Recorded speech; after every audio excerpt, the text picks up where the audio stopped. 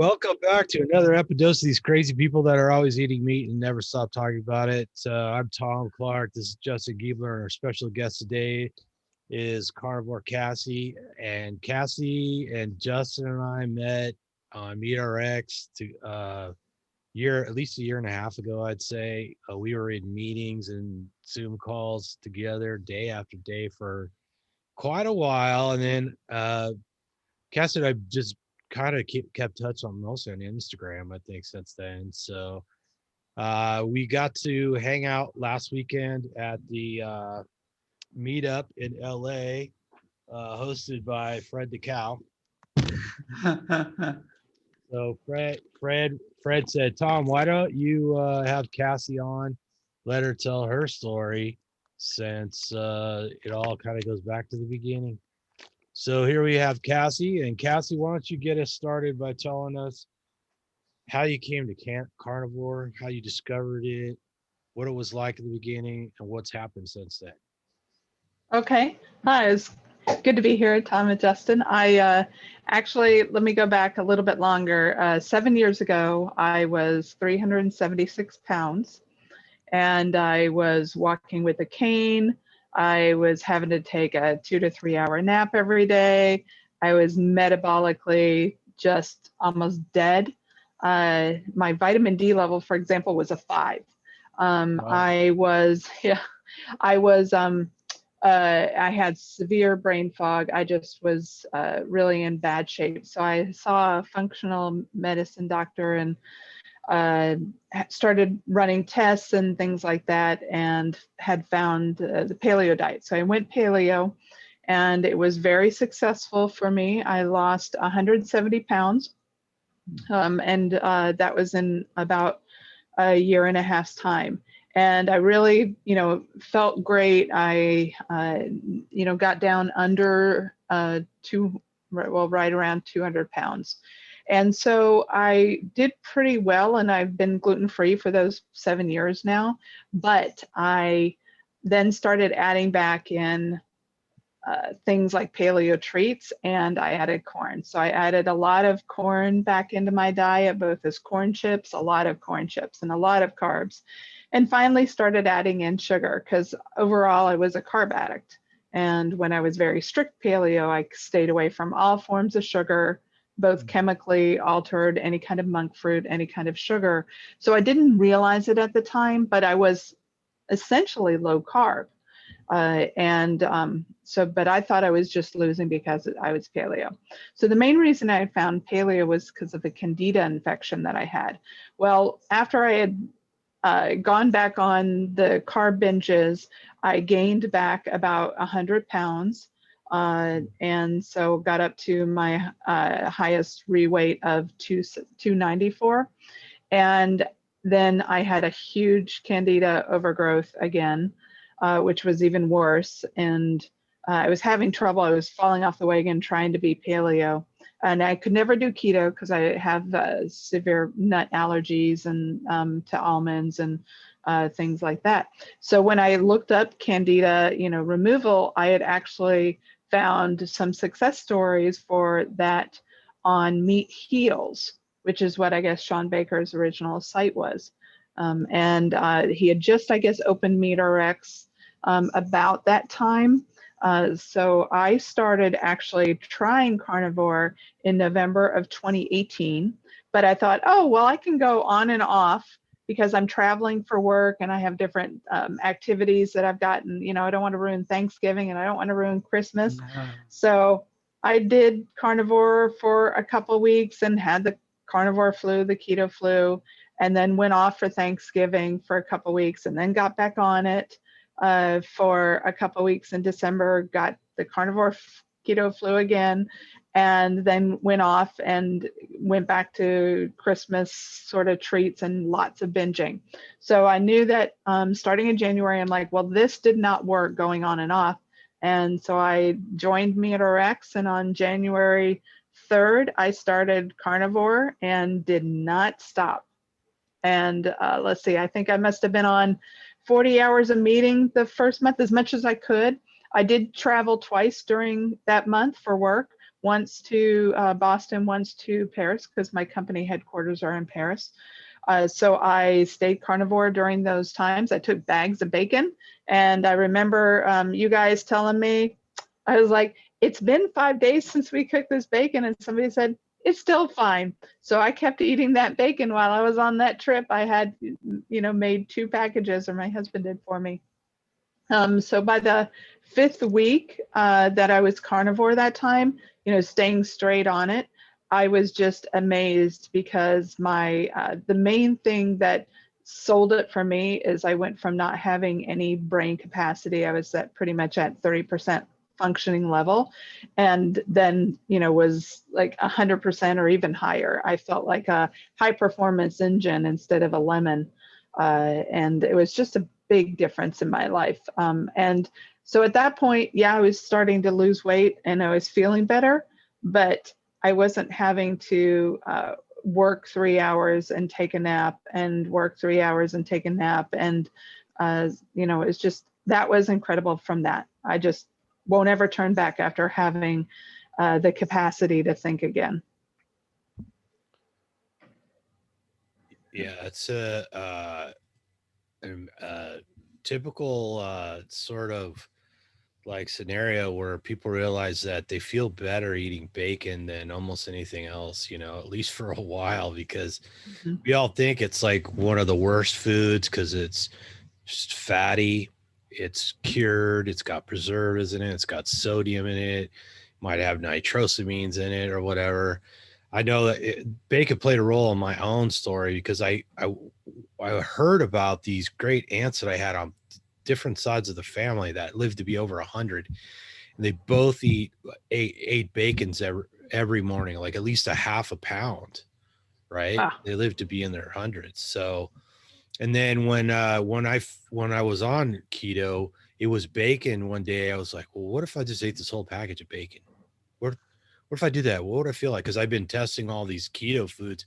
I'd noticed that like almonds, you can't really eat that much almond and feel good. Like it turns out that almond is hard to digest, right? So Yeah. even if you're not allergic to it, it's less than optimal. And then we could get into, phytic acid and oxalates and all that other stuff. But so I ate a package of bacon and I felt amazing, right?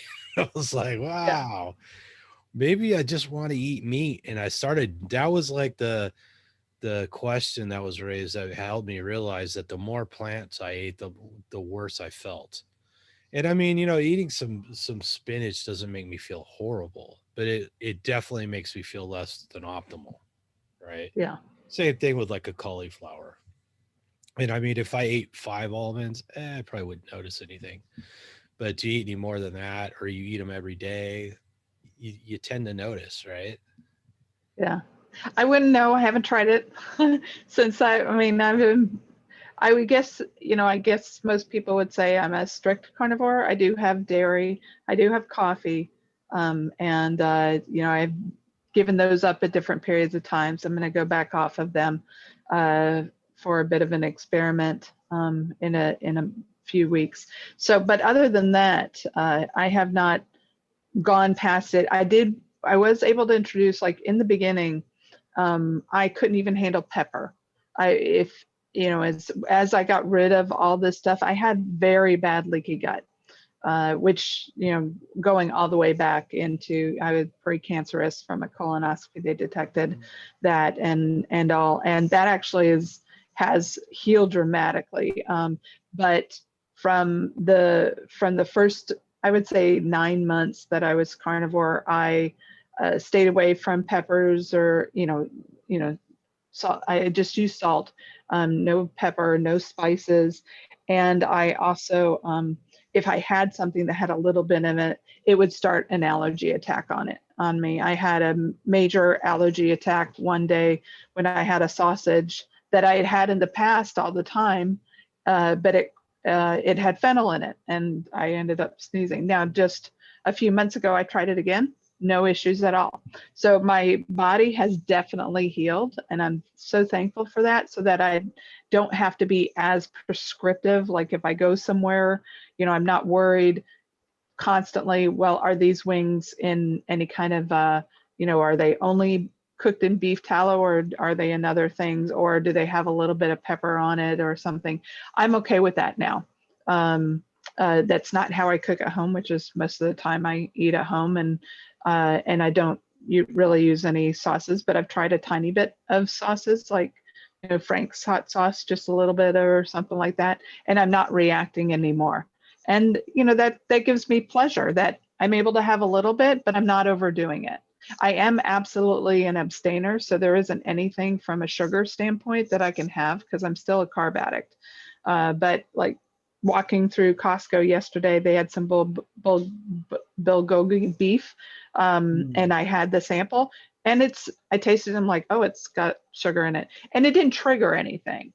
But it's like, well, I'm not going to go buy that because I know that it has too much sugar compared to what, I don't eat that. I mean, just eating some lobster by itself is sweet enough for me. I don't need anything that would trigger me to say, oh, well, if I had this chocolate bar this time and nothing affected. So it's easier for me to just say no and not cross that divide. I can't do it. Yeah, I noticed because even when I was pretty strict carnivore, I was still putting salt and pepper on my steaks in the beginning. And then I noticed when I didn't put pepper on my steak, my digestion was even better. So I eventually, and then I stopped using pepper, and then I never missed it again. So yeah, I think there's something to it. And, the other thing that was kind of connected to that is, I had really bad arthritis. And so before I was keto, before I was carnivore, one of the things I tell you is like, oh, take turmeric, because turmeric's an anti-inflammatory. It helps with arthritis. Yep.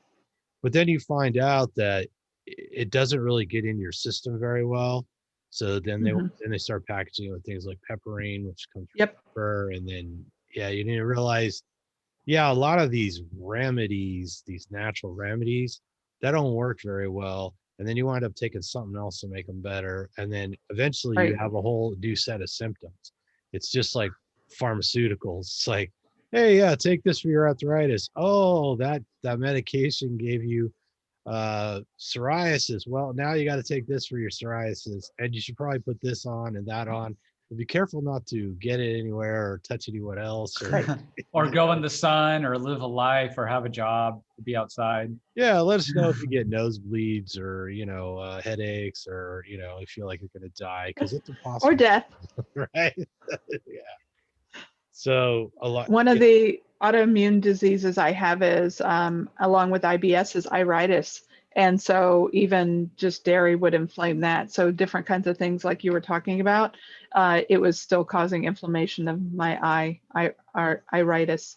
So, and psoriasis can be autoimmune driven too, which I still have some of that because of the dairy. So what are the symptoms like for iritis?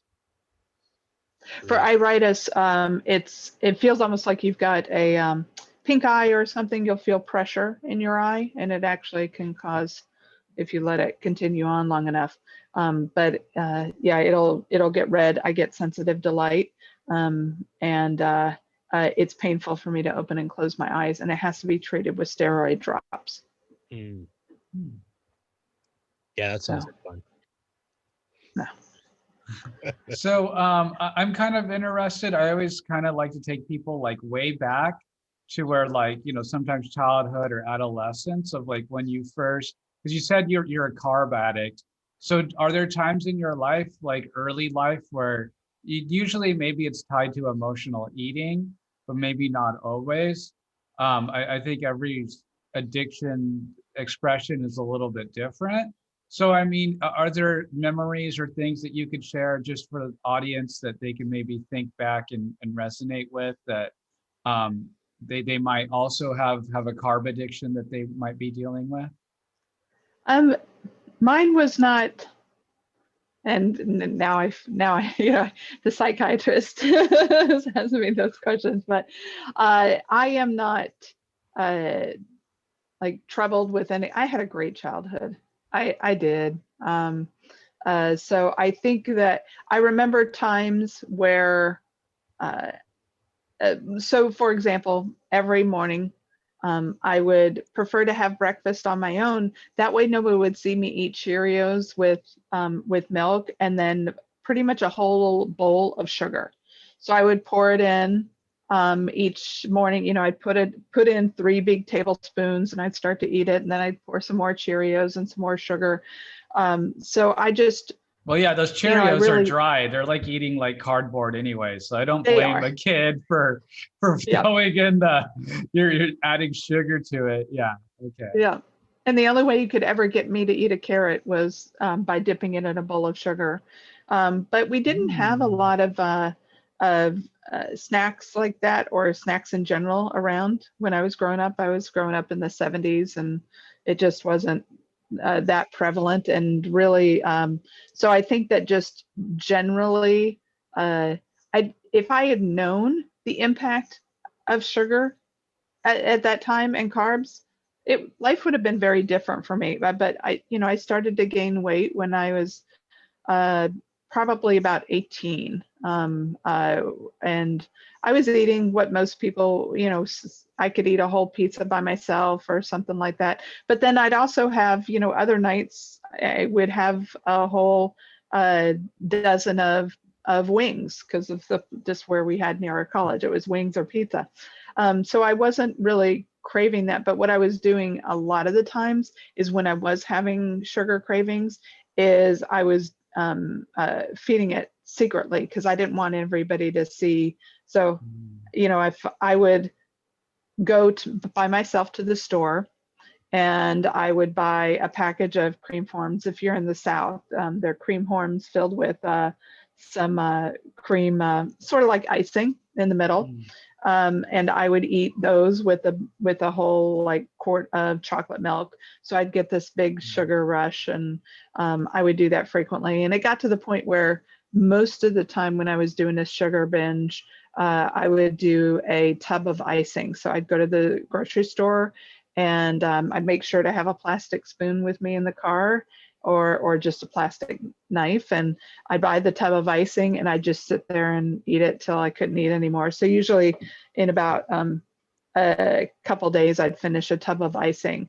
And it was just because I loved the taste of it. I wasn't trying to fill any gaps. I didn't have anything else. It's just I did not know how to stop.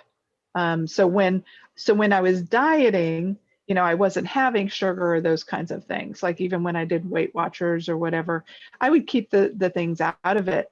But when I was off the wagon, I would overdo it and fully binge, secret binge, no purging or anything, just binging. And so I don't think that it was, related to something else. There wasn't I wasn't anybody, oh, I just broke up, so I'm going to go buy a tub of ice cream. I can't identify with that when I see it on TV. Yeah, who would break up with you? Yeah, they didn't. I always dumped them. So. But yeah, it was just the natural, adrenaline and just the euphoria. I think someone, it was Black Carnivore, she was talking about sort of like the orgasm effect or something, that you can get from different sugar highs. We like to call that dopaminergic around here. Yeah, so that's what it was. It was very simple like that. Yeah, the effects on sugar on the brain, especially a young brain, is similar to that of cocaine. And so it totally makes absolute sense. And so, and just like how we're all kind of different in that sense, that some of us, that's really going to hit it. Like your drug of choice was sugar. You know what I mean? Yes. It wasn't necessarily carbs or pizza or pasta. It was sugar, and so the icing makes a lot of sense. This is why I don't find it also interesting. And it probably started out very innocently. I don't know, maybe your mother baked some cookies or something like that, or had a Hershey's bar. And it kind of makes it a little more, there's this whole issue, right, of culturally and with families making these sugary, terrible treats special or or for special occasions or a special moment and things Yeah, like that, or as a reward. Yeah. And Yeah, then we didn't have that, but so in some, and that's not for all, but you know, it really doesn't matter the context. Like the brain, the young brain, as soon as it gets that hit, it like it's kind of ingrained in the brain. yes. You know what I mean? Yep. And you're always gonna, what was that? And you're so young, you don't know what that was, and no one's telling you Right. it's bad, and no one knows this or that, or you know, especially growing up in when you did in the 70s, that there really wasn't any research and stuff. And I think the research has paid off, and there's a whole bunch of documentaries on it. So I mean, but yeah, just that I'm sure it's a vivid memory for you though, like scooping the sugar into the Cheerios though, right? Like yes. that's I impactful. did that until I think January 2nd. I was doing that because I'm like, oh, I'm starting tomorrow. So so I got to finish off this box of Cheerios. It's just, there's certain things that you do because it becomes a comfortable way.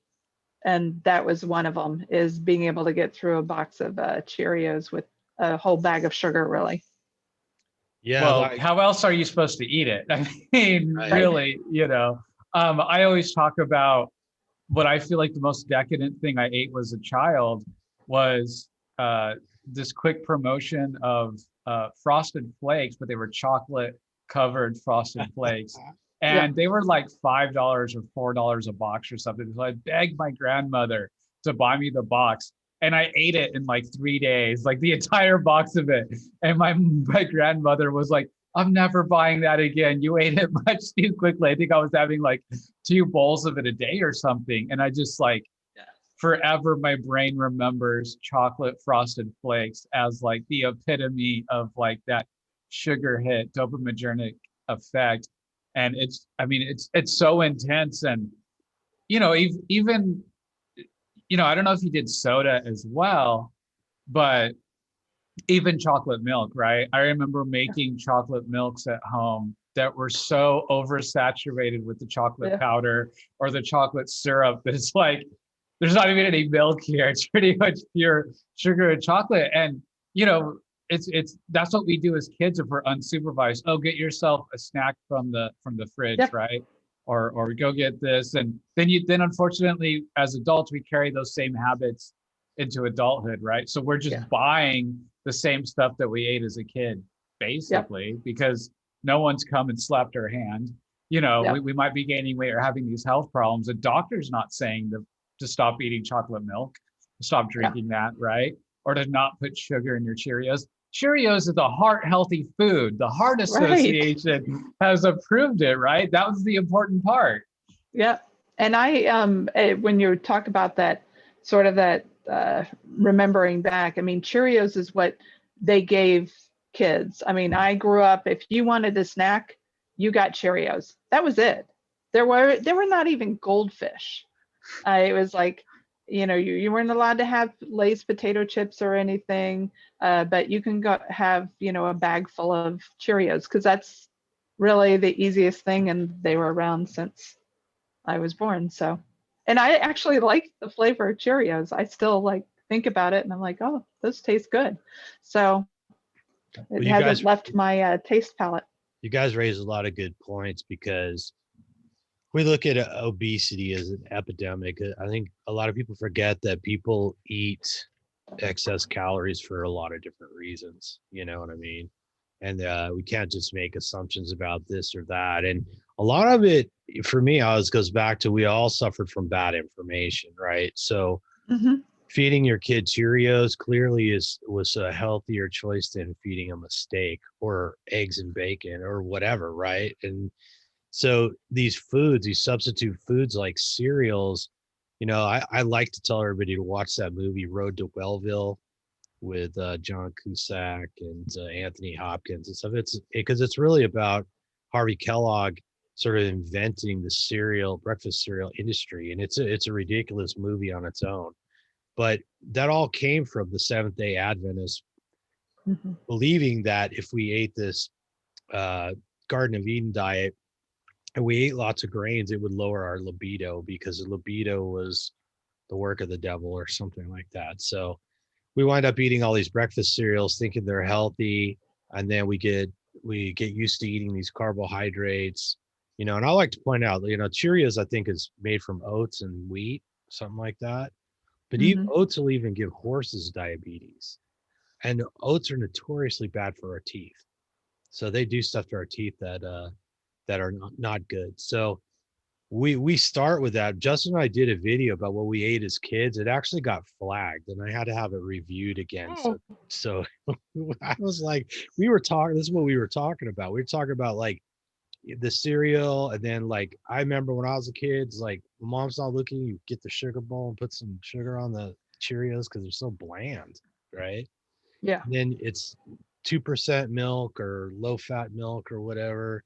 And then you might be having some toast with that, and maybe the only healthy thing you ate that morning was the butter on the toast, right? And then you probably had some juice with that, some orange juice, apple juice, whatever. And it's just carbohydrate on top of carbohydrate on top of carbohydrate. And we're be told, oh, this is a way to start your day to get fueled up to go to school. And really what you do is you get to school, and then that insulin spike starts taking down that glucose in your blood sugar starts dropping, and then you want to pass out by second period, right?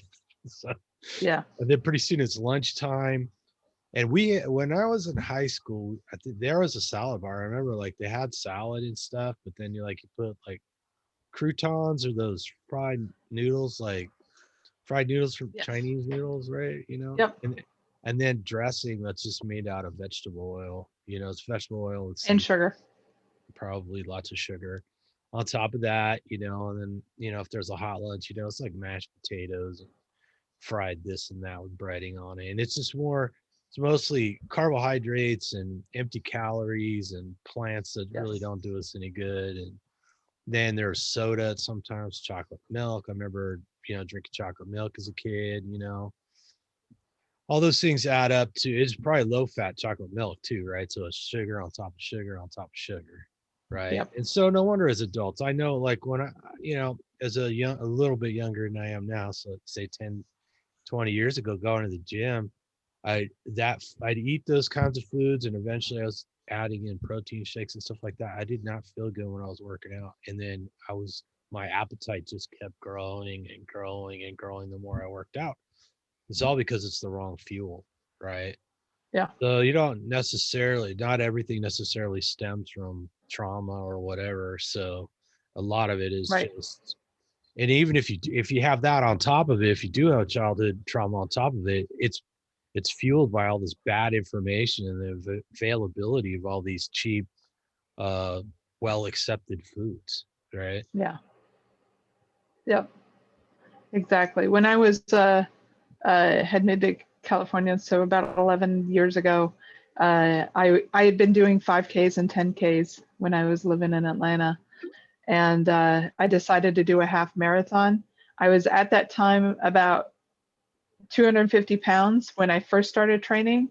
And when I did the half marathon, I was at 250 pounds. I lost no weight because I was eating all the carbs that it was like, oh, you need that protein bar. Oh, you need this, before workout, after workout. Well, I couldn't, it's just like, it wasn't the exercise at all. It was purely the diet. And spaghetti the night before. Yes, and Carb that load. was the fun carb load. Yep. I have a 5K scheduled for October 2nd, one that was for a year and a half ago or something that I had signed up for that got delayed. And so I went out yesterday. I hadn't run in many, many months because I kept injuring myself for different things. As your body loses a lot of weight, things shift. And so my ligaments, I was kept getting a tendonitis in different parts, and I was having different things like go wrong. And so I decided I am not going to try any exercise until I'm been at my goal weight for a bit, make sure that I've stabilized and things get back into an order. So I went out yesterday and was able to jog for a mile and a half without stopping. And I wasn't trying to do anything hard or or anything like that. And I mean, I'm a little sore on the front of my legs today, but I'll have no problem picking up that 3 miles. I mean, doing that. I mean, I could have done it yesterday. I just didn't want to overdo it because then make myself too sore. Yeah. But I think that, as it's not the exercising that's going to continue to help and heal me. It's the food. The exercising will help with the toning. It'll help strengthen and shore up all those ligaments and all the muscles that I want to continue to use so that I can go stronger, because I'm 52 now. And I want to be able to, I mean, I couldn't walk up a flight of steps, even 2 steps, without severe pain in my knees or anything. And now I can walk up flights of stairs and pretty much run up them. Some just hop quite fast. And that's not even without any kind of special conditioning. So it's great to have a body that is healthy, and that I know will continue to get healthier, even though I know I'm going to continue to age. It's pretty interesting. I love watching some of the other carnivores who are older than me. Really, what they've done for improvements, it's incredible. So I'm excited to where I still have to go. Dr. Lisa, right? Lisa. Yes, of course. Yeah. So Yep. I was looking at her carnivore doctor. Yeah, carnivore doctors. Yes, I was looking at her Instagram this morning. She was doing cartwheels on the beach. Yep. She's about, I'm gonna say she's about 52, 53. I don't know. She's 56, I think. 56. There you go. So yes. Yeah, 56-year-old doing cartwheels on the beach. Like, I mean, she was doing them over and over, trying to do different trick stuff. I was like, yes. In what world do you have just like your average chick rolling down the beach doing cartwheels? Right. It's not like she worked for the circus or something. Yeah. Yeah. Yeah, and I'm with you. I was over a year hardcore carnivore before I went back to the gym. And it was arthritis that took me out of the gym probably 8 years before that, and I probably could have gone back sooner, but you made the point essentially that you need to eat so you can work out. Don't work out so you can eat, right? And when you're on the right diet long enough, it's much easier to get back into it. You do kind of want to ease yourself in because you don't want to get injured, Right. Yeah, because that's a huge setback. You don't want to be nursing an injury when you could be easing your way back into whatever it is you love to do. Running. I don't know why anybody wants to run, but Yeah. I'm not saying there's anything wrong with it, but yeah.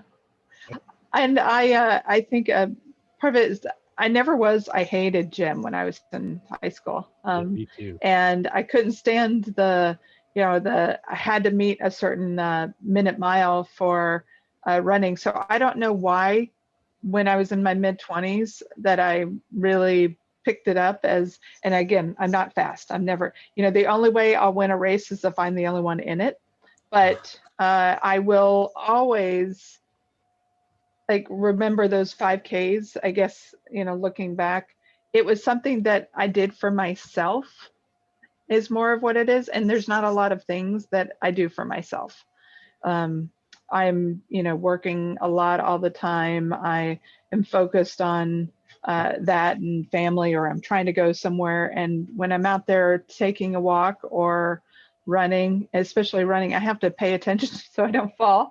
And that's something that I never do. This picture of Lake Tahoe was a hike I did by myself, which probably I should not go hiking by myself in case I fall and break something. But it was, I don't get a lot of that. I don't have much time. I used to do some meditation and don't do it anymore. But it's getting that I want to say some level of endorphins. I don't think it's a lot that I get because I'm, again, not, my thing yells at me. It's like, go faster. You're still in your heart rate level 1, because I'm not trying to get heart rate level 2 or whatever. Right. And I never could do upper body weight training without having some weird sort of popping and things like that. So that's, again, I have to take that part easy as I grow, as I want to learn how to do it. But just trying to lift my arms above my head still is, there's some areas that have never really had to do it. Mm. So. Yeah, at the end of the day, the only person worth competing against is yourself, right? So I remember you were coming to the Conquering Chronic Pain meetings. So that's where I met you. And one of the more fascinating parts about your story that I remember was your back and the sciatica and having to take, what were you taking, like 3 800 milligram ibuprofens at one time, if I remember right, 2 or 3 a day, if I remember right? Yes. I was taking a lot of ibuprofen a day, which I'm sure was not helping my IBS and my leaky gut. And still in regards to that, if I don't have any dairy, if I stay on a meat only, then my back pain goes away. And the more dairy, so I know dairy is an inflammatory item for me. I still have psoriasis, and it's one of those things that it's part of that. It's not quite a carb addiction, and that is just part of it is the variety, and I like the coffee. I actually didn't drink that much coffee before I started carnivore, but not wanting something besides water in a different. So yeah, I was when I first started on carnivore, and it's still the case. If I have too much dairy, I will have to sleep sitting up. And at that point in time, I was sleeping sitting up all 10 hours, 8 hours a night, because that was the only way. There were certain pressure points on my sciatic. And so having to keep the ibuprofen so that my sciatic was not inflamed enough, because when my sciatic is inflamed, I can't walk on that leg at all. And I'll actually start to scream. With my daughter, who's now 17, I've had my 23-year-old and my 17-year-old during both of those pregnancies. The uterus pressed down and inflamed the sciatic. So the first one I was on a cane and not able to move, but by the second one I was not able to move at all. They had to put me on medication and stuff. I was on crutches because I couldn't put any weight, or if I moved wrong, the sciatic would make me scream. So I've had sciatic issues.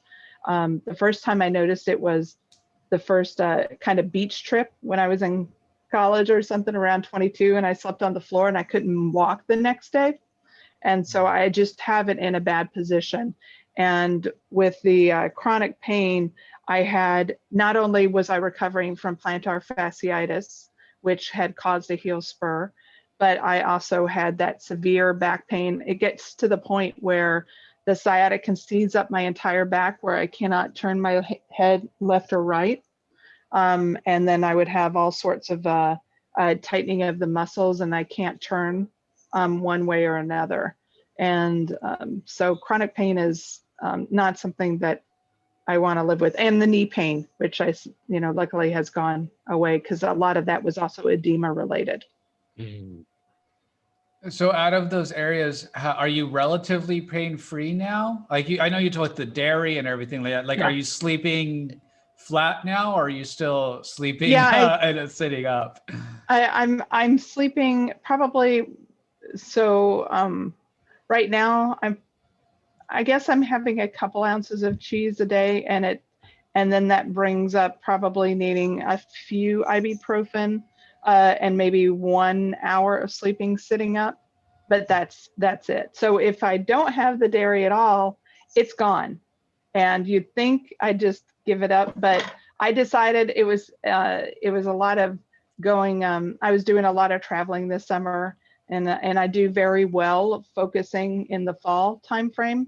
That's when I did my last, I would say, sprint of when I was working on losing the weight. So I said, I'm not going to worry about it. I'm just going to have a nice summer. And then after my trip next weekend, I'm going to give it up, and I'll go straight. I haven't ever done a beef only, because as we talked about, bacon's my favorite food.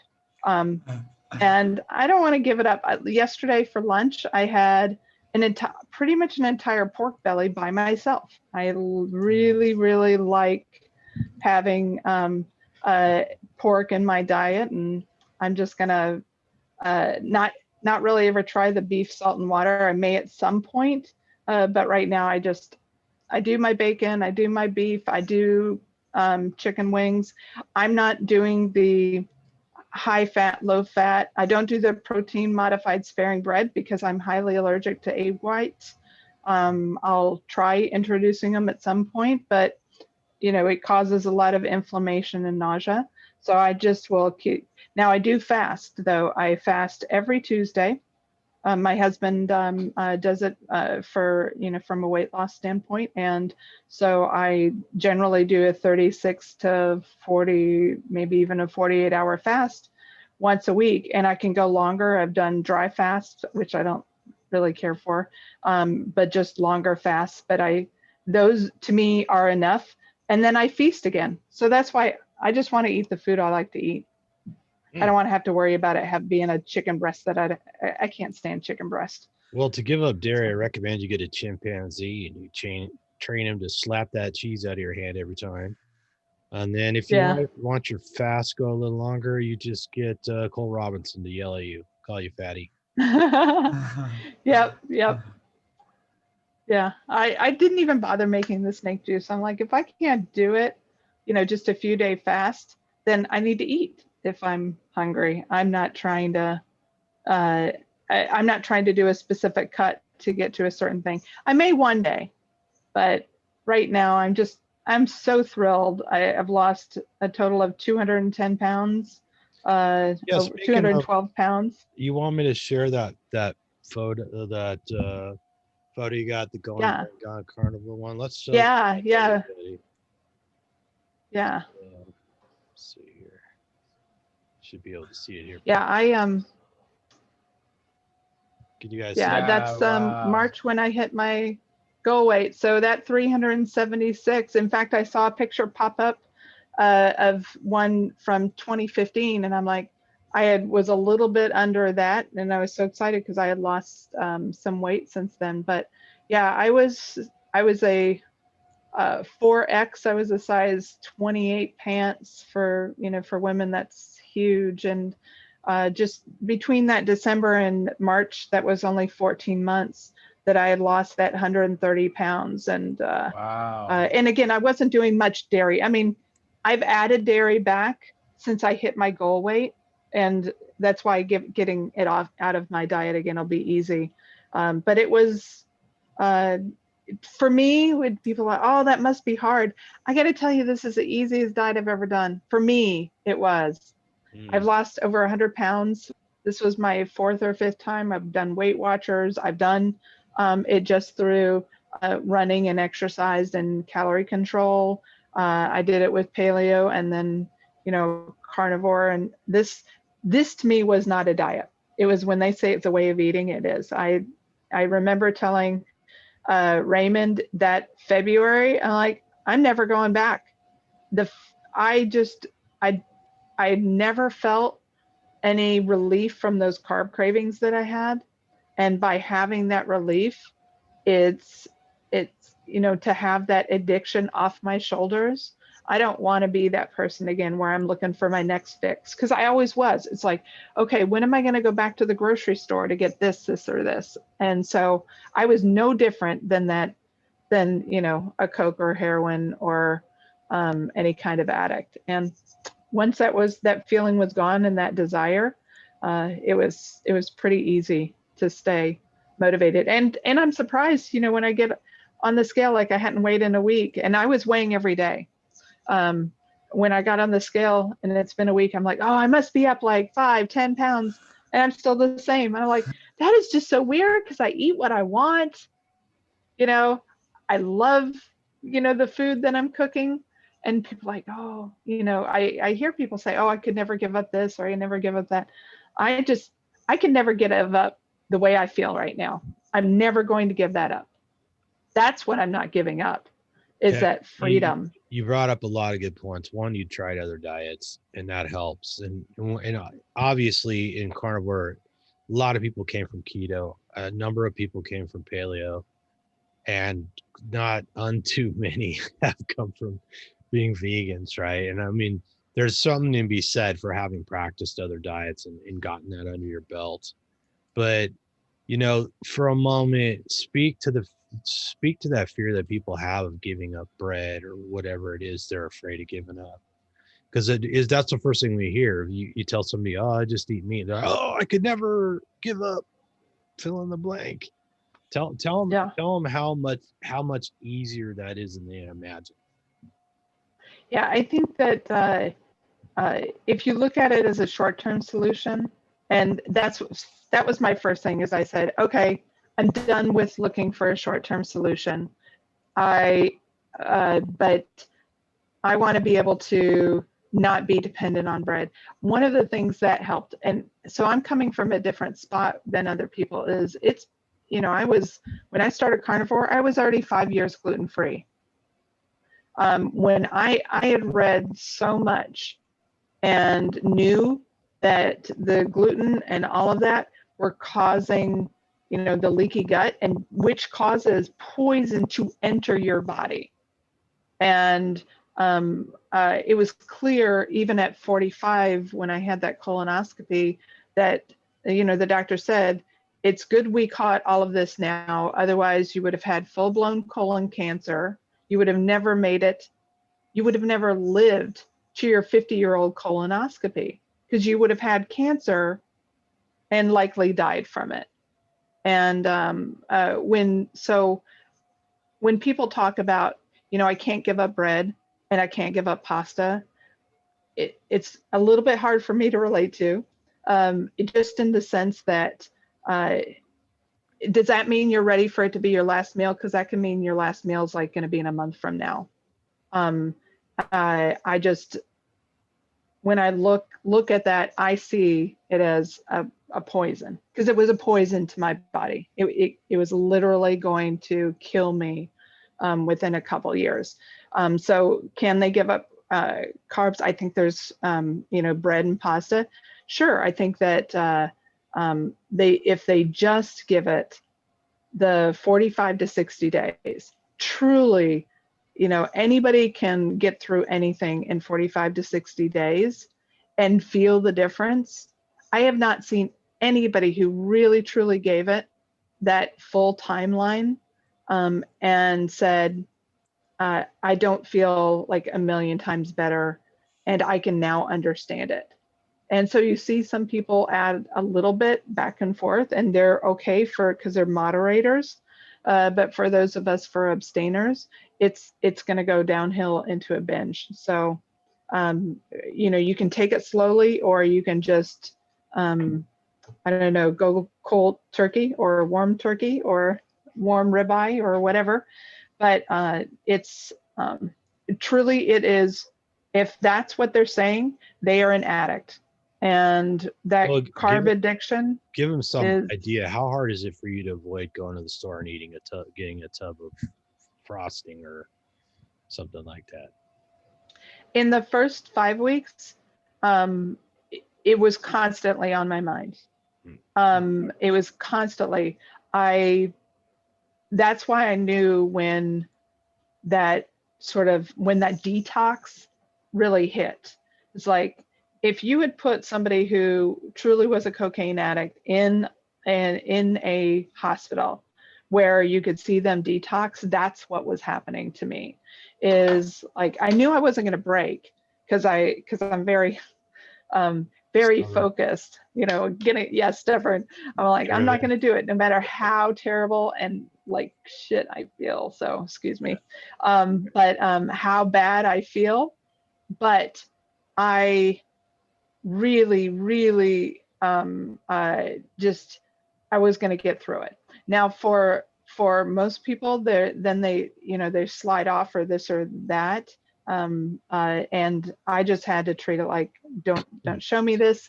But I had dreams. I had carb nightmares for months. And in fact, I had one a couple months ago where I dreamed I ate a cake.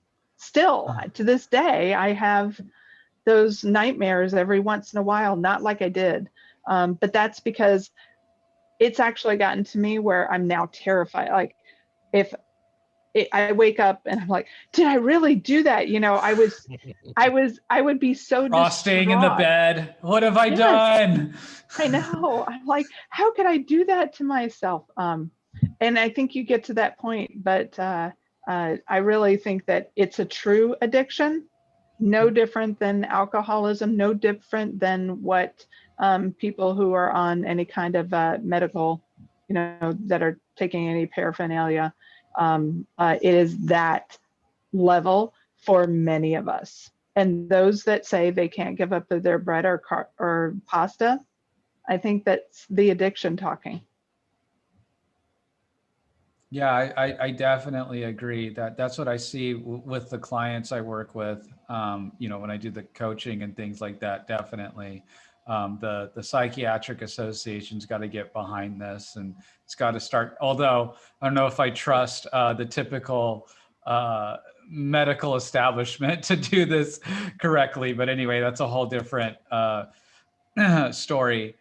Different path to go down. Now, one more thing I wanted to touch on was it sounded like MeatRx, the community was really helpful or beneficial in your recovery. So can you kind of go on that? Like, what about it was beneficial? Did you take part in any coaching? Was that helpful for you at all? Or the meetings? Like, yeah, if you could just break it down for people. Yes. Well, I think having a good community was 100% the reason behind my success. Is going in every day. It's, again, no different than going to an Alcohol Anonymous meeting. I needed that accountability and showing up every day and hearing what people were going through that were farther along. So I, you know, if it had even started, hi, my name is Cassey. I mean, I was ready that I had been to a true Overeaters Anonymous meeting. My problem wasn't overeating. It was the carb addiction. I mean, it was not the volume. It was what I was eating. And so going to those meetings and understanding what people were struggling with and that there is success. I had read the hundreds of success stories on MeatRx and Meat Heals before I got on there. Because I was prepping myself. I'm like, this is it. I mean, I'm not seeing a lot of people saying it didn't work. And while I didn't have the keto background that most of them had, I knew that I also had a little bit of willpower that once I set my mind, I was going to get through that. But I needed that support. I did not do any individual coaching, mainly because when I first started, there were about 5 coaches in every meeting at that time. It was great. That's where I met Tom and Emily and Raymond and everything. So whether they're at MeatRx or if somebody's using individual coaching or Steak and Butter Gals or now Kelly Hogan's, all of those are so important. It got to I think once I hit my goal in March, I never planned to be a coach and I'm not, and I never want to be. I don't have the empathy. I'm more of the like, well, just, throw that junk in the trash and, just eat meat. I'm very much a drill sergeant. So it's not the kind of coach that most people need. But Don't worry, because I guarantee you somebody's going to seek you out because you're just the right coach. There's that person out there that needs you. So even if you're not going to do it regularly, it'll happen. You'll get a message. So say, you seem like you'd understand me. Yeah. I'm not the fluffy bunny kind of person, but and I work like 1 million hours for my job, but no matter what, coaches are so valuable because they'll have had, even if they hadn't experienced it, they'll have heard the experiences of other people. Like Raymond, he's never had, any female issues, but he understands if someone may have something that could affect it because he's had enough clients that were females that they could, talk about that. One of the, one of the things that I also loved is that there were longtime carnivores that weren't even coaches. Like, I can't remember, Justin, if you were a coach, there was like Lark and other folks that were on their MeatRx throughout that whole time. So making those friendships. Now, most of the time, I keep up with everybody and do it through Instagram. I don't get on MeatRx anymore. A lot of it is just because by the time I think of it, I don't need it as a tool anymore.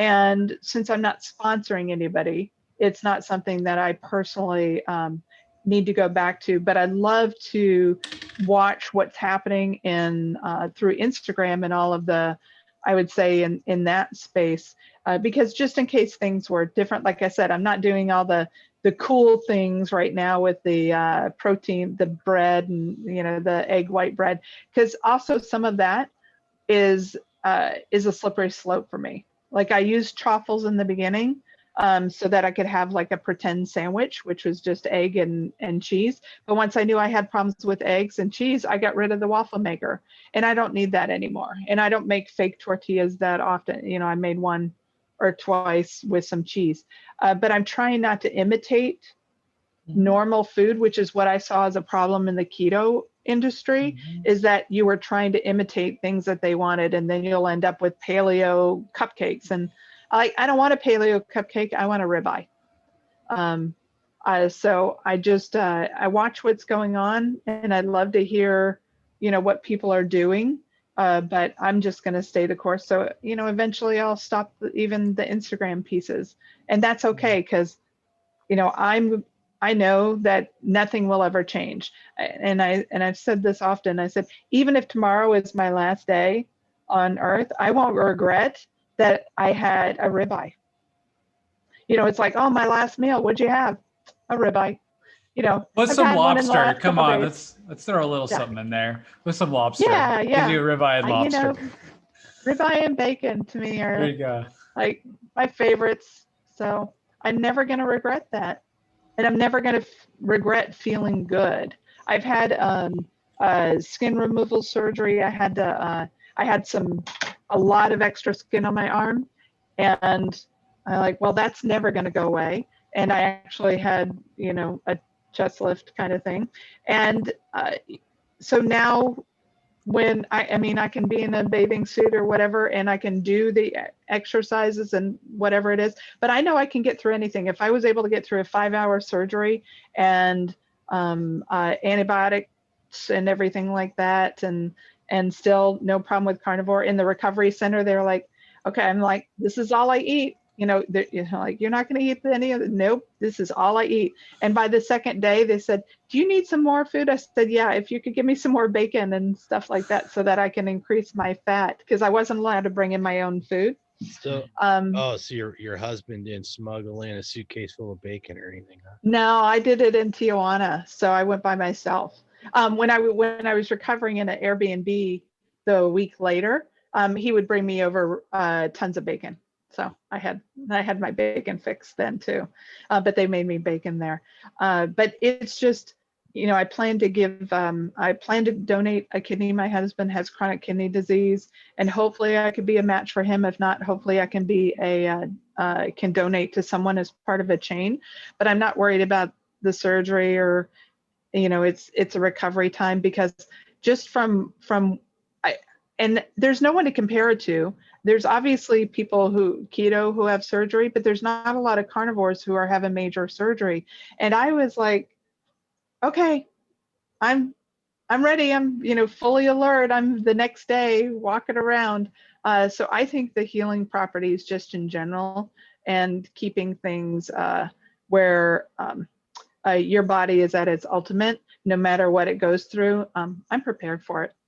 So I plan to be a 110-year-old carnivore. My grandmother just celebrated her 96th birthday 2 days ago. My grandfather has his 97th birthday in 2 months. I come from a long line of longevity.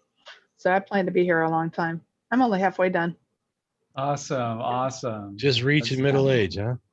Yep, that's it. I don't even feel middle age anymore. I hear that. When you feel better than you ever did in your 30s and 40s, you know, I've got nothing to compare it to. I feel better than I did at 21. Yeah, same here. You know, and I love Yeah. it. I don't go to a fancy gym, but a lot of the people in there are a lot younger than I am. They're 20 something, you know, they're half my age, and I can outlift them every day. You know, it's like it makes you feel good. And I, you know, when I was Yeah. their age, I was at about their level, maybe considerably less. You know, 'cause some of them are fairly fit, and you know, now I'm 50. And I think, man, I'm lifting more than I ever have in my life, and I feel great, you know. So, and I'm Yep. really happy, and that's like, that. I mean, of course, that's why we do these videos, is because we want people to know it's real. That changing your fuel really will change your life. You know, that Yes. it's okay to eat meat. You know, it's we Jess and I have been kind of working on this idea that this is really what it is to be unapologetically human, right? Because this is where we Yes. came from evolutionarily, is that we evolved the way we did because we ate meat. You know, it was our diet was probably 99% meat. This idea that we were hunter gatherers, you know, scrounging up roots and tubers and berries all the time. They're a tiny fragment of our diet, right? Right. And almost Right. none of those tubers or berries or whatever are part of our diet anymore at all these Nope. plants that we eat now are modern adaptations, right? They're far from Right. what nature created originally. So, Yeah. and that is where we find our health, right? Yes. Mentally, we're different people. Physically, we're different people. We're robust. We're robust and good natured, right? Happy people, much happier people, much higher quality of life, right? Yeah. Yeah. Well, do we miss anything? Is there anything else you want to talk about before we break this up? No, I just so the only thing I want to just tell people that uh you know, even if you don't feel like you can do it now, maybe in a month from now you'll be in the right place. So just always remember that this is here. And very rarely do I see someone who, you know, even if they've gone off the wagon or whatever in all those months, they were always came back. They're like, I never felt as good as I did when I did this. And I don't know why. It's it's almost like you really know how much you're abusing yourself once you go off the wagon or the train, whatever. Right. So I think that you really, if you give it a full 2 months, really see what life is like on the other side. You're going to know what you're potentially doing to damage yourself and abuse yourself, and maybe you like that type of pain. But I think overall, That's a different we would show. be, yeah. We would be so much better if people were just eating meat. I think that overall, uh, you know, with between what I've seen from Emily and Justin and, you know, just everyone, it's not only physical, it's so much about who you are as a person to really, what is your true personality? I think it's hidden behind all of the ups and downs and imbalances because of poor food and diet that we're putting into our body. And it's nice that I finally feel like me. It's not clouded. It's not, you know, this is who I am. And the days that it doesn't go right, you know, I just like, okay, well, you know, I'll get through this, but I want people to give it a try, a serious try. And if they want to wait till January 1st, so be it. If that's what motivates them. I waited till January 3rd because I was traveling on January 1st and 2nd. But get a community, watch videos constantly. So watch every single one of these Zoom calls that you've had on Meat Mosaic, and I just they'll see the difference. They just have to give it a try because we've all tried everything else. I don't know of a single carnivore that ever went and said, this isn't working for me, I'm going to go be a vegan. No one, zero, never happened, never will. They may just go back to eating a sad diet, but they're never gonna do that, because that's just not the way our bodies were intended to eat. Yep. But that's it. Yeah, I think we're eating the other stuff. We're really just fighting our biology, and I think that's what happens is we just start eating meat, things start clicking, you know. And then when you do go out and try some, maybe it's pepper. You realize, you know, pepper can make you just as sick as eating a cupcake or something. So, you know, if those things happen, you'll recover and you'll get back to it. It's no big deal, right? Yep. Justin made himself sick eating some organic mustard one time. I did. Ah. That is a thing that happens. There's a lot of mustard. I have not tried any mustard before, but every once in a while when I go to In-N-Out, you know, there's that secret little onion that gets left on your burger when you get the plain patties.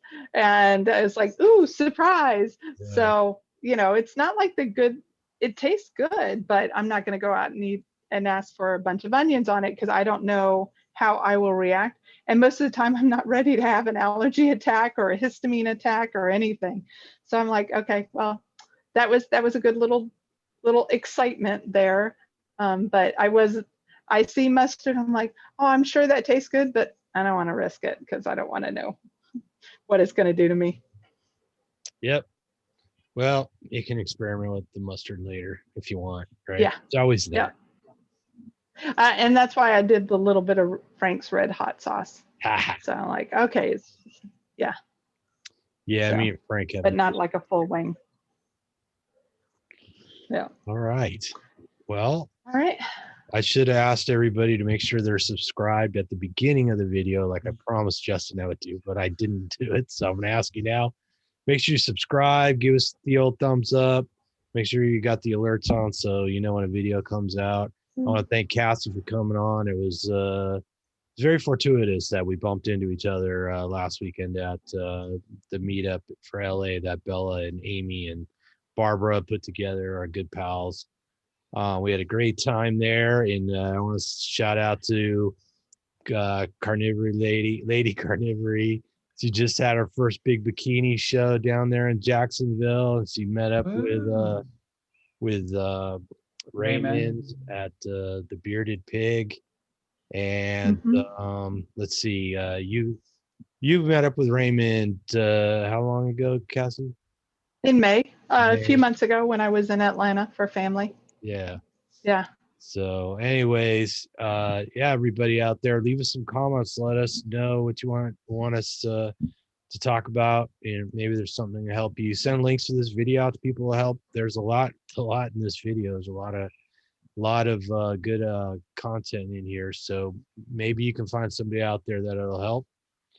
And until next time, everybody, eat some meat, feel better, and whatever you do, don't fall down the carb hole.